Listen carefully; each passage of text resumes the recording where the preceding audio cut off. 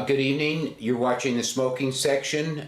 We are the visual face of Cambridge Citizens for Smokers' Rights, and we believe that the public policy which predatorily taxes people who smoke, discriminates against them in the workplace and in access to medical care, and which foists outdoor bans to disrupt the lives of smokers is unethical public policy, regardless of whether you think smoking is a bad or a good thing. The idea that you essentially coerce and maltreat people as a public health policy or as a government policy is unethical. And so we hope that we hope to change people's perceptions regarding this. And we've had some success and some failures, and some mixed successes and mixed failures. And we're pretty active here in Cambridge. We have a presence, and one of our faces is our Facebook page, naturally, and I have gotten certain developments in the world of smoking and tobacco policy that we go over, and I've gotten some from our page, and I'm going to discuss them a little bit today. One of them was an interesting article in the New York Post, which has always been rather sympathetic to us smokers. They didn't simply publish what would really be press releases, just press releases of anti-smoking groups and public health zealots. They have traditionally tried to be a little bit more even-handed, and I'm grateful for that. This particular story, the reporter's a little bit, I thought, biased, but nonetheless it was interesting. And it out in Long Island near Montauk, which is of course the eastern tip of Long Island, which is of course the equivalent of Cape Cod for Massachusetts. In Long Island, in New York City, and that area has Long Island and Boston, and this area has Cape Cod. There is a tobacco company called the Hestia Tobacco Company, and it's very interesting because they have actually kind of a health spa there where everybody seems to like to smoke. And as a matter of fact, the founder of it, and this is the founder here, right here, see if I can get that a little bit bigger, yes, David Slay produces what he calls a cigar, actually, small batch cigarillos, or as I guess we say cigarillos, and it's small batch, so it's really artisanal. I sell some cigarettes here in Cambridge, or give them away, which are artisanal, handmade. But the Hestia Tobacco Company makes tobacco grown on organic farms in the south of the country and rolled in retardant-free natural papers with a non-toxic filter. And that's kind of interesting because with the advent, when the so-called fire-safer cigarettes or reduced ignition propensity cigarettes became mandated in all 50 states, the paper itself is treated, and I guess it's treated in two ways. One way is it has what's called speed bumps on it, and the other is that it is treated with fire retardant. So David Slay and the Hestia Company are making a cigarillo which is made organically and with a non-toxic filter. Of course, I don't know what a toxic filter is, but it does not have these papers that are treated with retardant. And I guess this place that they're talking about are his health guests, house guests, and it seems like it attracts a lot of young, health-conscious people who feel that, well, to occasionally smoke a cigarette or to smoke even more than occasionally is not perhaps the greatest evil that has ever happened in the history of the world, but a simple pleasure that has to be put into context, for example, with do you exercise? Do you eat properly? Do you get fresh air? All of those things, rather than simply saying, if you smoke, it's lethal, regardless of what you do. And some of the people at this, at his house guests, they say that smoking is a form of meditation. I think that was always the case with the American Indian. I think it's basically just about anybody who smokes a cigar, which is kind of different than a cigarette, puts you in a definitely meditative or contemplative state. Not a trance like some kind of psychedelic, a hallucinogen or something, but I think it is a very pleasant, calming, meditative, contemplative type of state it puts you in. But this particular article is really kind of biased, and it says doctors aren't letting hipsters' health delusions slide. So evidently the reporter feels that anything but cigarettes are the worst thing that ever happened is a delusion. But if you examine what the doctors are saying, these particular doctors, I think it kind of points to some of the weaknesses in the anti-smoking argument. So, for example, Keith Thomas Ayub, an associate clinical professor in the Department of Pediatrics at Albert Einstein College of Medicine, says that hands down the best thing you can do for your health is to quit smoking, and that smoking has no downside. Now, I think that is patently false. Even if everything they say is true, this particularly has to be falsehood, because everyone knows, and everyone knows somebody who quit smoking and gained weight, and sometimes gained a lot of weight. So if that is a downside. So when he says quitting smoking has no downside, everybody knows it's just patently false and patently obvious. And of course, gaining weight, a lot of people some people don't gain any weight, some people gain a little weight, and some people gain a whole heck of a lot of weight.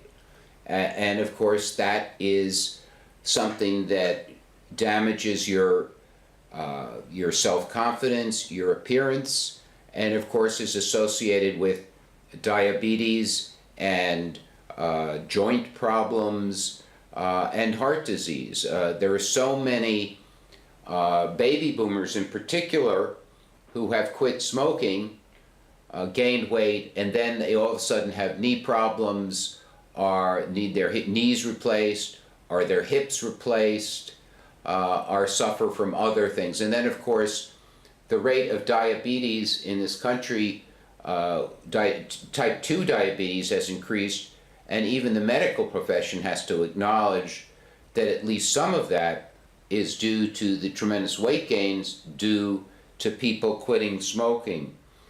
And, one of the anecdotes that, of course, any anecdote that is used to defend smoking doesn't count. Only anecdotes that are used to attack smoking account. So if I can say, I know someone who smoked and got X, Y, or Z, that's very good to use. But if I say I know someone who smoked and lived to be 95, that's anecdotal. It doesn't count. If it's to defend smoking, it doesn't count. If it's to attack smoking, it does. But of course, as we all know on this show, as I've said before, the plural of anecdote is data. So all data is an accumulation of a lot of anecdotes.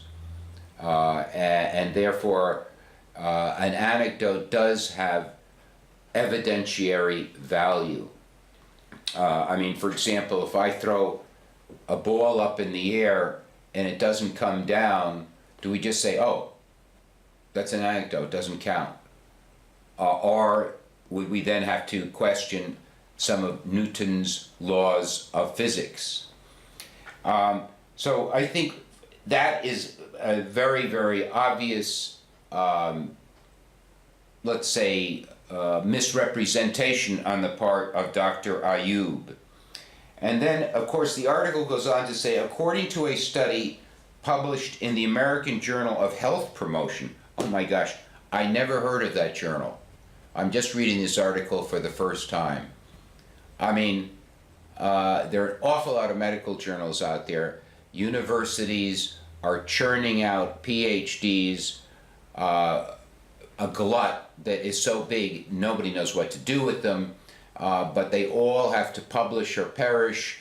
They all apply for grants at the National Institutes of Health or with anti-smoking organizations, or the Bill Gates Foundation, or the Robert Wood Johnson Foundation. All of these bloated with tax-free dollars, these foundations are so eager to come up with these studies that will promote whatever agenda they have at the moment, or the anti-smoking agenda. So this is really funny.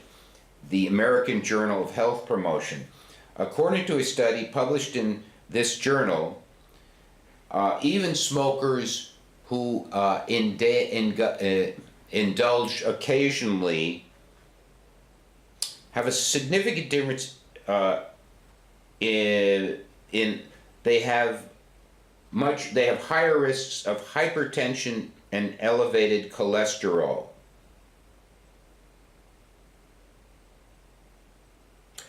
And that there is no significant difference between social smokers and regular smokers. Well, I mean, you know, just if you look at this, simply because if you smoke, you have higher cholesterol or you have higher risk of hypertension, are smokers the same as other people? So is it that the smoker might be poorer, might suffer from mental illness, might not eat properly, might not exercise properly? These are called confounding factors. Has this study eliminated those? Are we comparing, when you say comparing smokers and non-smokers, are we comparing similar populations, or are these populations very different? This particular article doesn't say, but my guess is these things are not accounted for. Especially when it's something like the American Journal of Health Promotion. I mean, that sounds like, sounds like a very, very, even the title of the journal sounds like it's biased. The study also found that there is no significant difference in risk factor between social smokers and regular smokers. Well, that flies in the last 50 years of smoking research, where it has always been established, or at least said to be established, that the more you smoke, the worse it is for you. So for 50 years, the medical establishment and the tobacco research establishment saying, the more you smoke, the worse it is for you. And then all of a sudden here, it is saying, oh, well, it doesn't make any difference. If you smoke 1 cigarette a month, or you smoke 5 packs a day, it doesn't matter.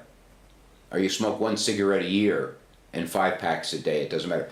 It flies in the face of everything that's known in toxicology. I mean, there's just basic science that is being thrown aside because, after all, this is the American Journal of Health Promotion. And then it says, and cigarettes marketed as natural are just as bad for smokers, according to a study published in the journal Tobacco Control. Well, the Journal of Tobacco Control, that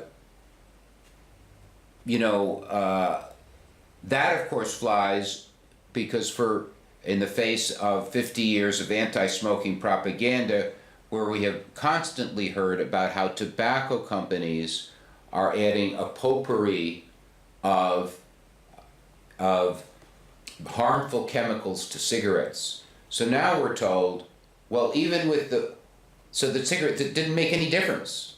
So a cigarette with the potpourri of insidious chemicals that the nefarious tobacco companies have supposed to have been adding to cigarettes are no less safe, are no more dangerous than perfectly natural organic cigarettes. I mean, the duplicitousness and the inconsistencies of the anti-smoking movement are just of biblical proportions, as people like to say. And lead author Jennifer Pearson told Reuters that inhaling burnt tobacco is far harmful whether it's organic, additive-free, or natural. It doesn't matter. Well, I mean, you might say that it would be reasonable to say, well, burning tobacco, is not good to inhale, but of course, every people's living in a natural environment close to nature usually ingests plants in one form or another by burning them and inhaling them. So it's very, very natural to do that. In fact, it's far more natural to do that than to not inhale plant matter. But to say that it makes no difference whether they're natural or additive free, etc., again, it flies in the face of the 50 years of anti-smoking propaganda. But one thing a couple of things, one of the people said, cigarettes allow you to take a step out for a minute and recharge. When a person comes out for a smoke, you can have an amazing conversation. Well, that's why cigarettes were used by the American Indian in all councils. They found they could converse, they could relax, they could forget about, they'd be less, let's say, inclined towards becoming peeved with one's friends and so forth. But one thing I think in this article that was really good was that prescription drugs can be way worse for your health than the occasional cig. I mean, when you hear about this opioid epidemic and you look at these ads for these prescription drugs on television with side effects, it's just to think that to take a natural plant like tobacco and to inhale it on occasion would somehow be anywhere near as risky as all of those drugs is a very good point that this young woman makes.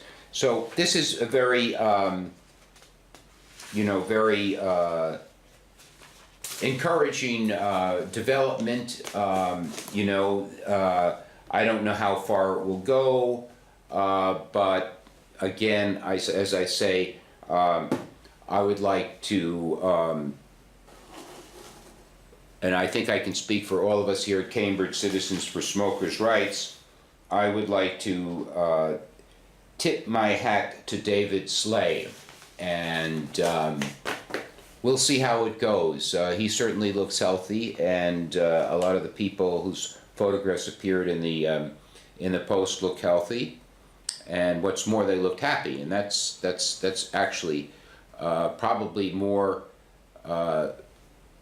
having to do with health than trying to take a list of things that are good for you and a list of things that are bad for it, and you're thinking that, oh, if I do more and more things in the good list and fewer things in the bad list, somehow I'm going to live longer. And then, of course, living longer is not the final thing about how we should judge our lives, in my opinion, anyway. Let's see, what I do want to go to now is our smoker of the week, and see how I do with that. And this is a historical figure that I think I've been interested in. And this man's name is Santiago Carrillo, and he died at the age of 97 in Spain, and in 2012. He's going to be in my book of the book of my Hall of Fame of smokers, although I don't know what I'll call the title, but he's definitely there. And he was the longest serving Secretary General of Spain's Communist Party.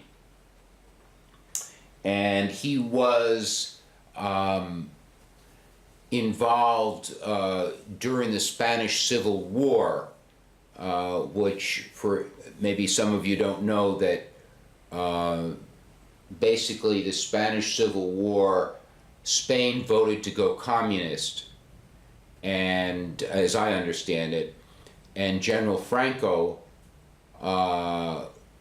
broke away from the government and said Spain should not become communist. So you had Franco and people who were on the right fighting people who were on the left, and the Russians, the Soviet Union helped the people on the left, and I think the Axis powers like Germany helped people on the right. But anyway, and there is an expression, fifth columnist, and I heard that it was coined by General Franco.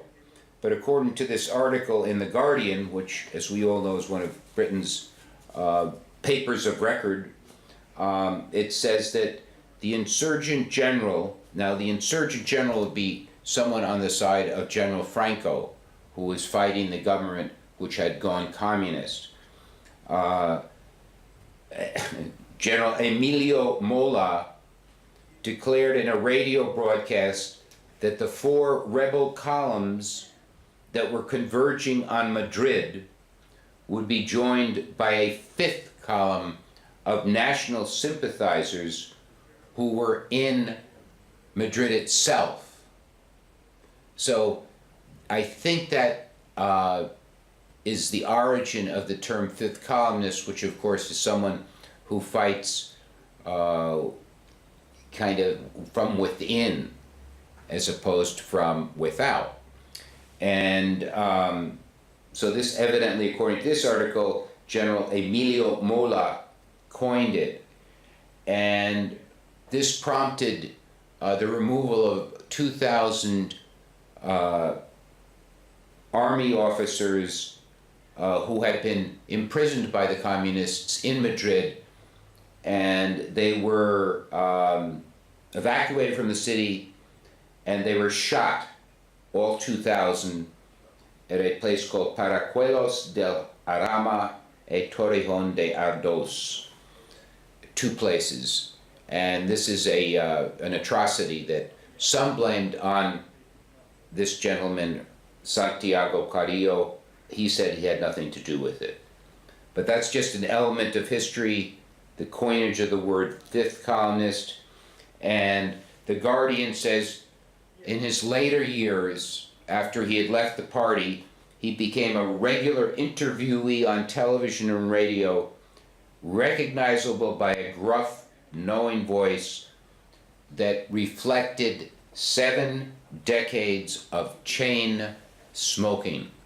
But I think he probably smoked more than 7 decades, because if he died at the age of 97, and he was still smoking at the age of 97, he probably started smoking before he was 27, so that would be more than 7 decades of smoking. So again, this is what you might consider to be a pro-smoking anecdote, and of course, pro-smoking anecdotes don't count, only anti-smoking anecdotes.